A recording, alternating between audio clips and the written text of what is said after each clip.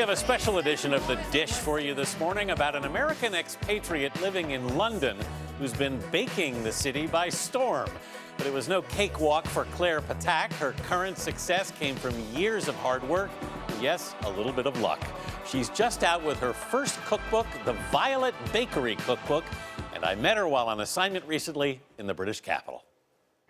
In a jewel box of a cake shop in East London, Okay, now we can eat it. the morning menu offers prune oat and spelt scones, mini banana muffins, red velvet cupcakes, and in the open kitchen of the Violet Bakery, owner Claire Ptak is laying out a sea of cinnamon and brown sugar for her irresistible cinnamon buns.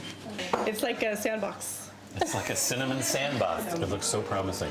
Yeah, they're pretty awesome. It's like an American biscuit or scone kind of base. Ptak's recipes, made with whole grain flours, less refined sugars, and the natural sweetness of seasonal fruit, have made her one of the rising stars of London's culinary scene.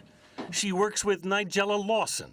Jamie Oliver calls her my favorite cake maker in the whole world. My first love was baking. How did that happen?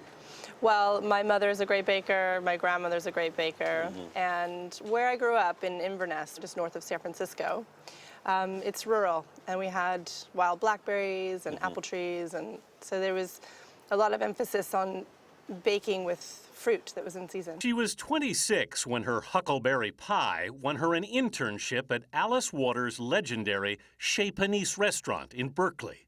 A year later, just as she was about to move to London, where her boyfriend was studying, she was offered a full-time job. I was like, okay, slash, what am I gonna tell my boyfriend who I'm supposed to be moving to London with? So, yeah. So how did you work that out? I took the job.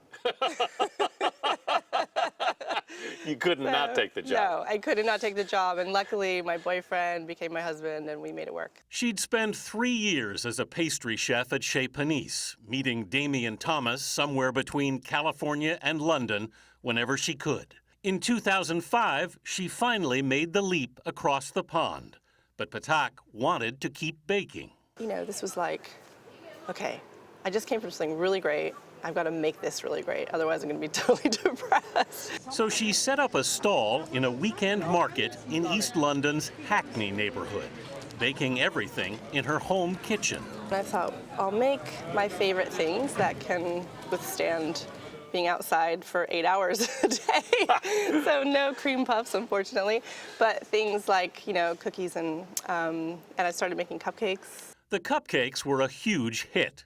But Ptak quickly found British tastes were different.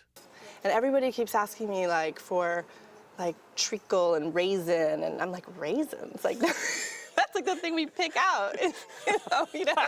And everybody wants these kind of rich, dark flavors with molasses and raisin and, you know, all these things that I was really surprised about. Over 5 years, word spread and her business grew. I realized, you know, it was kind of taking over our lives. And what made you take that leap to open the bakery? I think my husband was just like, get out of the house. Like, this is not okay.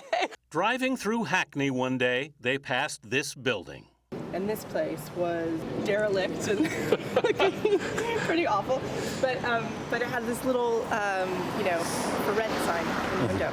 And so my husband was like, he literally put the brakes on and was like, look, it's a place. He was so desperate to get the business out of our home. At first, Ptak only planned to use the building as her kitchen to sell her baked goods to markets and cafes. And then as we were doing it, my husband and I were fixing it up, people were knocking on the door and they were like, oh my God, you're opening a bakery, you know, this is happening here. And we were like, no, yeah, maybe we should. You're not exactly in the center of London here. No. It was a risk, but it was a very affordable risk. And we just hoped that people would find it, and they have. And Claire Ptak will soon be delivering another satisfied customer. Baby likes this. Baby likes Good. this. Baby likes the cake tasting.